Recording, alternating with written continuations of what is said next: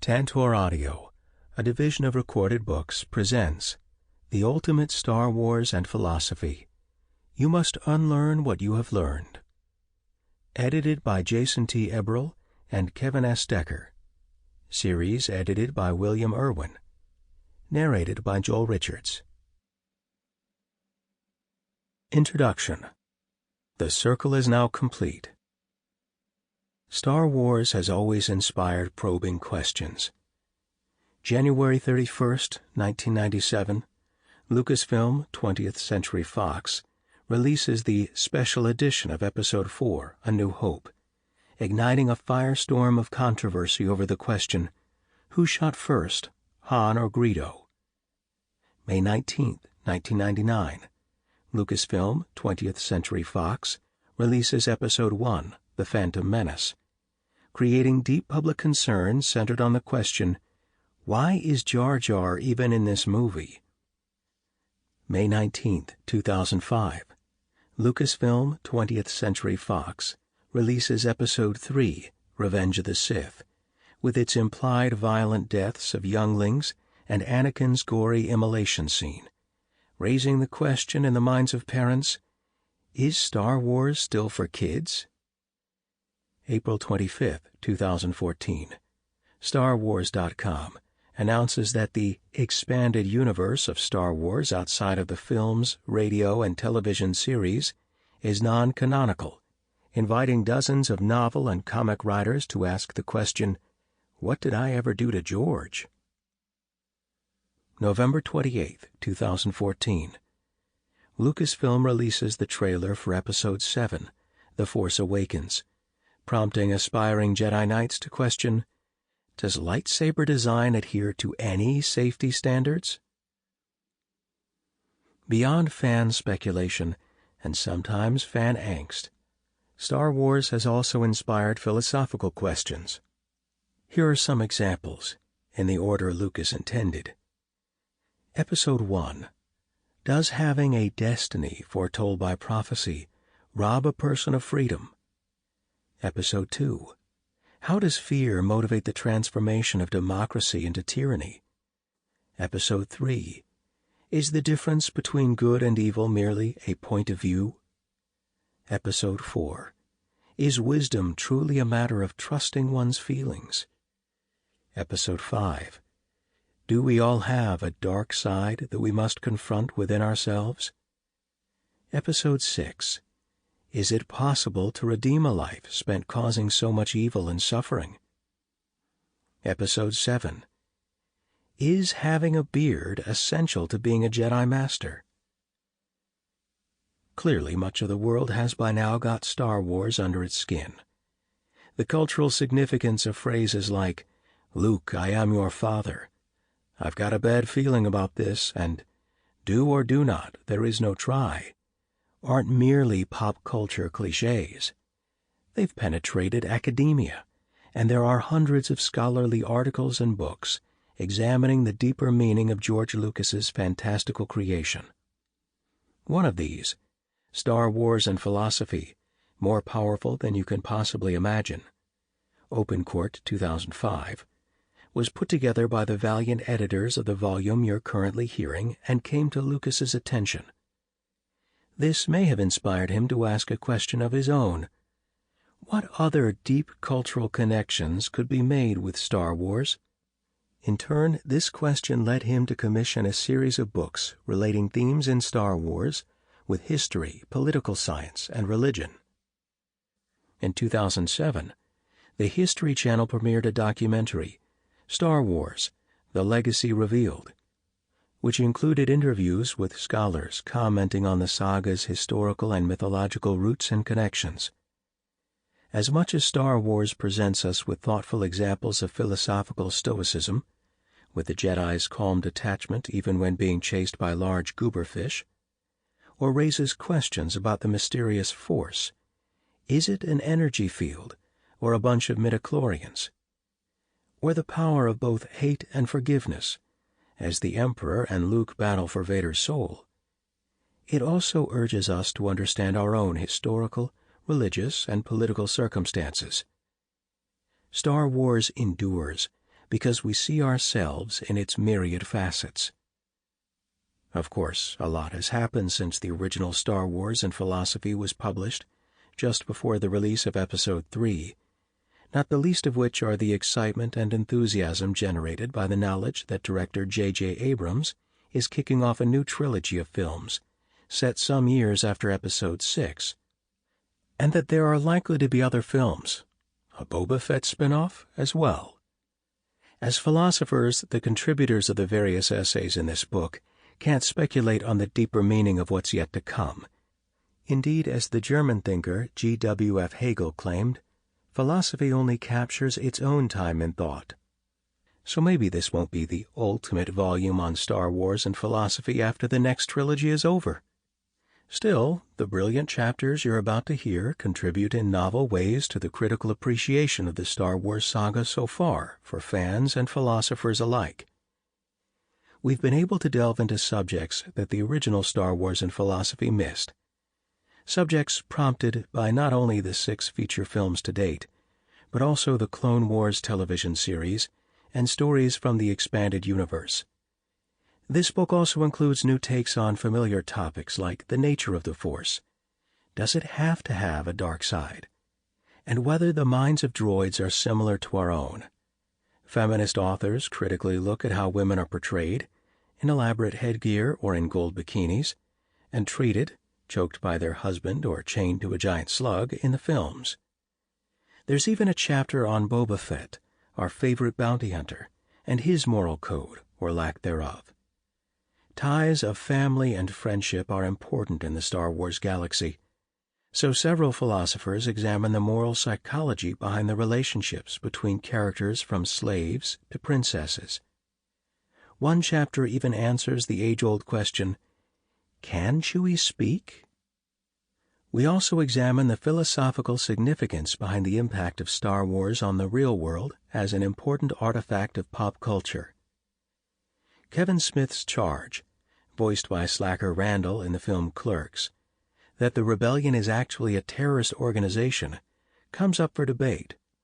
Other chapters engage with the legacy of Joseph Campbell to examine the dark side of the saga's mythological foundation, or offer a framework for understanding what's canonical in Star Wars, giving fans good reason to assert once and for all that Han shot first.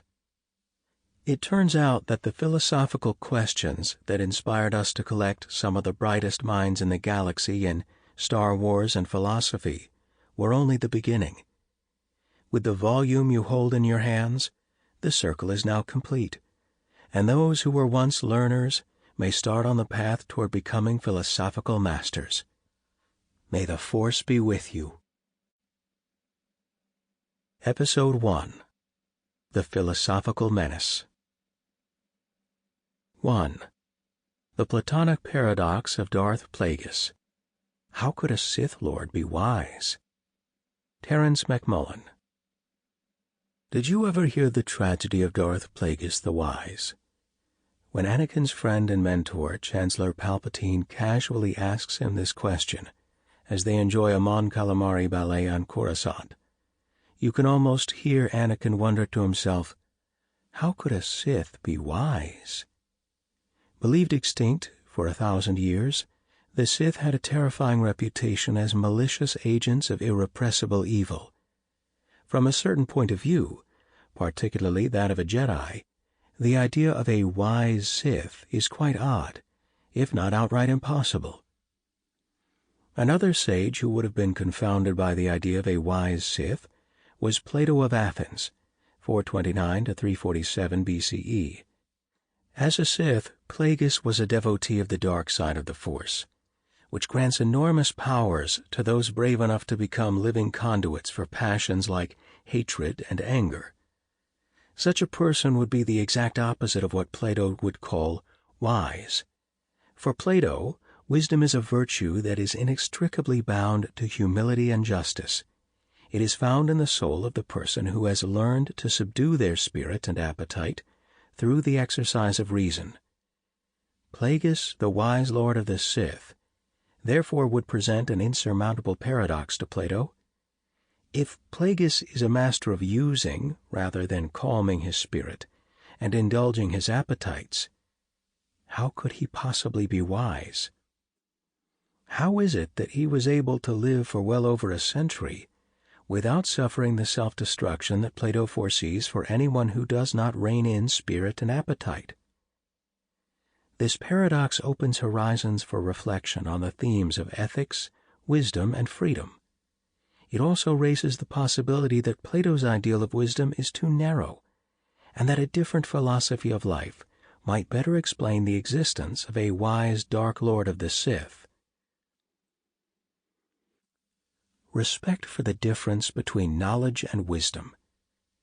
No philosopher is more tightly linked with wisdom than Plato. Indeed, when we think of philosophy as meaning the love of wisdom, philo means love of, and Sophia is usually translated as wisdom. Where wisdom is the virtue associated with rationality, moderation, and moral goodness, we are in fact using a definition developed by Plato. Like most philosophers of the ancient world, Plato distinguished knowledge, or gnosis in Greek, from wisdom. Knowledge is the straightforward matter of experienced information about the world. Once Han Solo gets close enough to a mysterious large object in space and registers the effect of a tractor beam, he knows that the Death Star is no moon. However, wisdom is a subtler thing. On board the Millennium Falcon, Obi-Wan doesn't know what the thing is either, but he's wise enough to exhort Han to turn the Falcon around before they're seized by a tractor beam.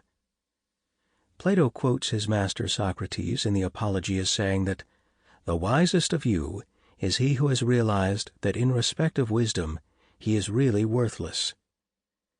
This ideal of wisdom rests on the virtue of humility.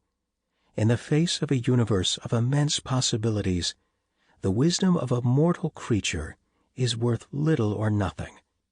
This is why Plato would have approved of Dexter Jettster's gentle scolding of Obi-Wan in Attack of the Clones. It was unwise to think that the knowledge contained in the Jedi archives could ever be totally comprehensive. Unlike Jedi archivist Jocasta Nu, who somewhat proudly proclaims, "If an item does not appear in our records, it does not exist," a truly wise Jedi would know she could not know all there is to know. Before Plato, Sophia had very different meanings. Friedrich Nietzsche, 1844 to 1900, tells us that Sophia, in its original sense, meant something like discerning taste. So the original lovers of Sophia were people who had cultivated a nuanced appreciation for the finer things, perhaps like the suave scoundrel Lando Calrissian, who, despite his Bespin mining installation being infested by Imperial forces ready to abduct his friends, can't help but pause and admire Leia's beauty. During the time of Socrates and Plato, the word Sophia had evolved to carry a grittier connotation, close to something like practical know-how. In this second sense, the canny and resourceful Han Solo, not Yoda, would be the wisest philosopher. The philosophical rivals of Plato and Socrates, the Sophists, were teachers of rhetoric and masters of persuasion, adept at swaying the masses. Sophists rejected the idea that there were universal standards for things like justice, truth, and beauty, arguing instead that these ideals vary greatly, depending on one's point of view. One of these Sophists, Thrasymachus, was an intimidating thinker who would have been admired by the Sith. His arguments with Socrates and Plato also give us a clear sense of why Plato would find Plagueis paradoxical. Where Plato believed that there is no way to understand justice apart from wisdom, Thrasymachus argued that there was no way to understand justice apart from power. Where Socrates and his philosophical friends struggled to find an all-encompassing definition of justice, Thrasymachus cuts through their debate by asserting forcefully that the just is nothing else than the advantage of the stronger. This is precisely the worldview of the Sith, for whom talk of right without might is a childish fairy tale, and the wise man who thinks he can somehow transcend the vagaries of power is a fool. We see the Sith follow Thrasymachus's teaching during the siege of Naboo in The Phantom Menace, when Darth Sidious orders Newt Gunray to commence the Trade Federation's invasion. Expressing more concern for his own wrinkled hide than any actual ethical principles, Gunray timidly asks Sidious, "Is that legal?" Sidious hisses a reply that would have made Thrasymachus smile. "I will make it legal." Sidious knows that the law is just a tool waiting to be used by anyone wise enough to see that there is no justice beyond power, and that enough power can make anything just. In Revenge of the Sith, when Palpatine is revealed to be Sidious and is confronted by Mace Windu, who tells him, "The Senate will decide your fate," Sidious exclaims, "I am the Senate." Sidious learned this philosophy of life from his master, Darth Plagueis, who long before the invasion of Naboo taught him that the Sith will triumph over the Jedi because the Sith are not placid stars but singularities. Rather than burn with a muted purpose, we warp space and time to twist the galaxy to our own design. Plato opposed this cynical view that might makes right. He knew that Athens had transformed from an admired city-state that had bravely turned back the massive invading forces of the Persian Empire at the battles of Salamis and Plataea into yet another despised empire that was shattered by the Spartans during the Peloponnesian War.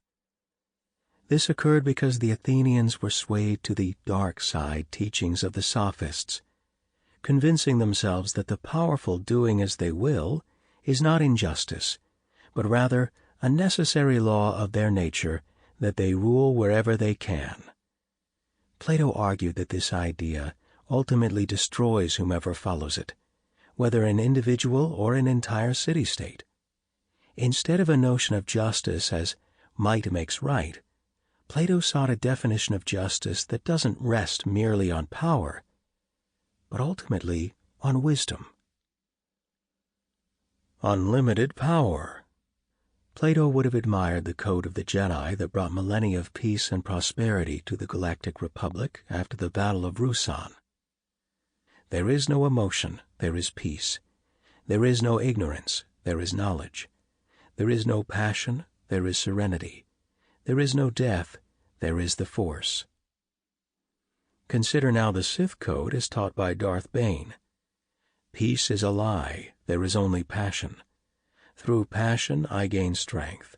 Through strength I gain power. Through power I gain victory. Through victory my chains are broken. The Force shall free me.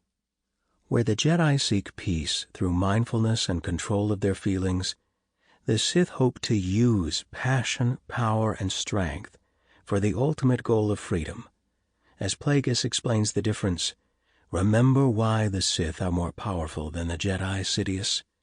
Because we are not afraid to feel. The Sith want to be free from convention, morality, government, law, and ultimately even the limits of the Force itself. This sort of freedom is what philosophers refer to as negative freedom, because it is freedom from control, a freedom that says, "Don't limit me." But Plato teaches that no wise person should ever walk this path, as it is ultimately self-destructive. The truly wise see that this sort of freedom is not liberation. It is its own cage.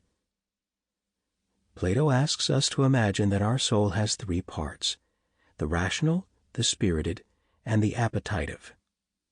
When we are in balance, reason rules over the other two parts of the soul. Such a balanced person has the virtue of justice because they function the way they should. Every part of the soul performs its proper function. Just as the eye is meant to see and the hand is meant to grasp, reason is meant to lead and everything else is meant to follow. A wise person is one whose reason rules their soul and is practiced at making good judgments. We should be suspicious of the freedom that the Sith long for, Plato argues, because there exists in every one of us a terrible, fierce, and lawless brood of desires, which it seems are revealed in our sleep. Instead, the wise person must find a balance in which he satisfies his necessary desires, such as the desires for food, sleep, and sex. In short, the ethically good person is the wise person for Plato. Once he truly knows the good, he always at least tries to do good. This leads to a startling conclusion. For the wise person, conscious acts of evil are impossible. Moving from the small canvas of the individual to the larger canvas of the state, Plato says that the just state is one guided by the truth that each one man must perform one social service in the state for which his nature was best adapted. In the case of a person's soul, the rational part of the soul enlists the help of the spirit, or willpower, in controlling and subduing the passions. This allows us to live good and ethical lives, genuinely free lives, where our reason guides us through a life of significance, of conscience, the kind of life that Sidious knows Anakin seeks to live. Similarly, a just state is one in which the naturally wise rule while everyone else fulfills his or her individual function. When we succumb to the notion that freedom means indulging our appetites or spirit as the Sith do, then our corrupted soul becomes our own inescapable prison. The freedom sought by the Sith should be its own worst punishment for Plato. The Sith, by hoping to use appetite and spirit as means to freedom, are in fact forging their own bonds of slavery. Their quest for unlimited power leads inevitably to their spirit and appetite having power over them. And yet, this does not happen to Plagueis. Darth Plagueis the Wise. To be sure, Plato's theory is plausible, given many tales of the Sith and others seduced to the dark side. The Dark Jedi Maw, for example, was a Boltrunian Jedi who gave in to his selfish inclinations and became a grotesque and deformed vessel of pure, seething hatred. Most famously, Anakin Skywalker, despite his exceptional connection to the Force, was never able to fully control his fear, first for his dear mother Shmi, who was tortured and killed by Tusken Raiders, and later for his beloved Padme, after having a premonition of her death in childbirth. Darth Sidious deftly exploited Anakin's passionate attachment to Padme, using it to lure him to the dark side. The result was that Anakin suffered the last 2 decades of his existence as a twisted monster, a single, living, burning wound of passion, encased within a dark prison of wires and armor plates. However, the wisest of all Sith avoided these fates. Plagueis is undeniably evil from the point of view of Plato and the Jedi. He sacrifices others in service of his ambition to visit vengeance on the Jedi and conquer the galaxy for the Sith. He does not hesitate to put his will, rather than his reason, in charge of his Munian soul. He does not seek peace by subduing his spirit and appetite.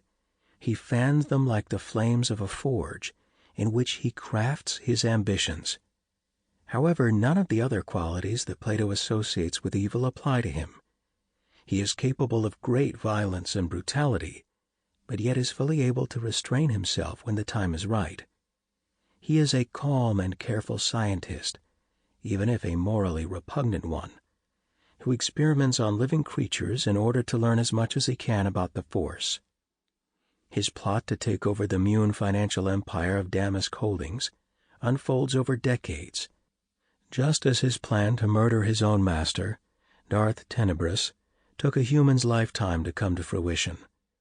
Indeed, his connection to the Force is so great that many believe it was his manipulation of the Force that created Anakin, the Chosen One.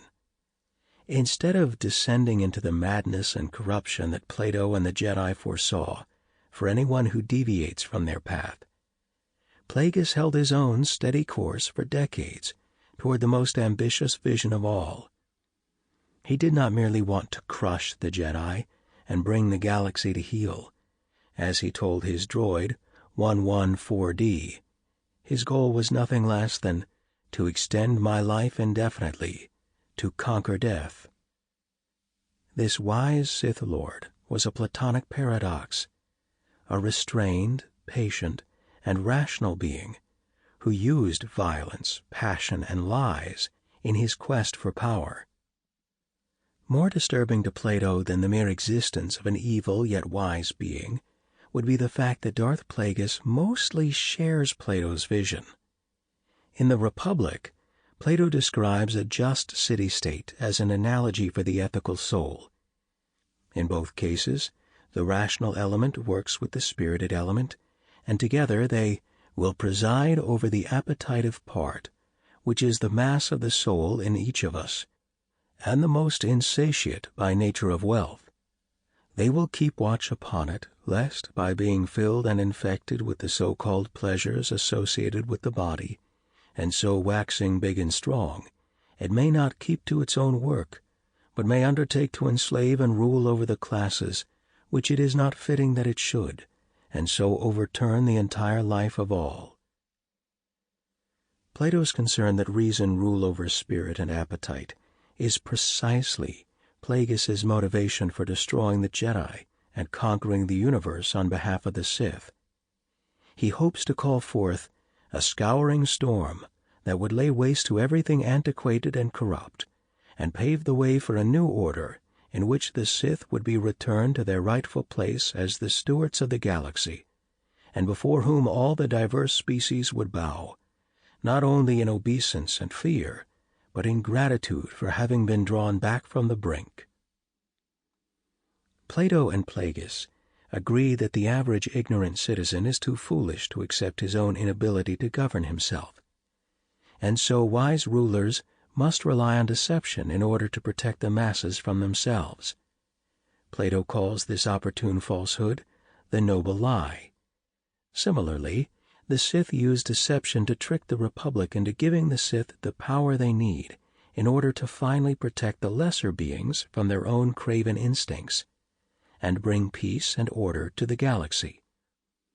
Finally, Plato argues that members of the proper city should practice selective breeding, matching wise with wise, strong with strong, in order to produce the best rulers and guardians for the city.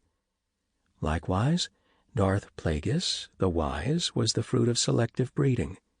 His master, Darth Tenebrous, paired Plagueis's force-sensitive father, Car Damask, with a force-sensitive female Mune, in order to maximize the chances that their offspring would be worthy of Sith training. Plagueis himself carried on this eugenic legacy in using the Force to influence the midichlorians to create life. So what are we to make of this? Perhaps Plagueis is not really evil. It might be that the sentients of the galaxy are so prone to disorder and self-destruction, just look at the dysfunctional Galactic Senate in the Phantom Menace, that only the Sith's dreadful medicine is strong enough to cure the malady of ignorance. If true, then the Jedi are merely prolonging a terminal illness by defending the Galactic Republic. On the other hand, perhaps Plagueis is not really wise. It might be that no matter how patient, a creature driven by such self-centered ambition and so void of ethical principles is at best lucky and would never be suited to rule the galaxy fairly, as Plato envisions the rulers of his ideal republic doing. Perhaps Plagueis's own spirit and appetite would have devoured him in time if his apprentice hadn't consumed him first in a storm of Sith lightning while he slept. But perhaps Plato was simply wrong about wisdom, freedom, and justice, and we'd make better sense of Plagueis's contradictions and paradoxical nature by looking at him through the lens of a philosopher who, like Plagueis, scoffed at the Jedi-like ideals propounded by Plato. Friedrich Nietzsche can help us understand why Plagueis rejected the view of wisdom, justice, and freedom advocated by Plato without succumbing to the beast of his own spirit and appetite. Nietzsche looked on Plato with the same revulsion and contempt that the Sith demonstrated as they watched the Jedi slowly lose their connection to the Force and to life itself. The Sith scorned them for failing to understand the nature of freedom and the meaning of life. The wisdom of seeking a life of great significance. Consider now the code of the Antichrist as Sample complete. Ready to continue?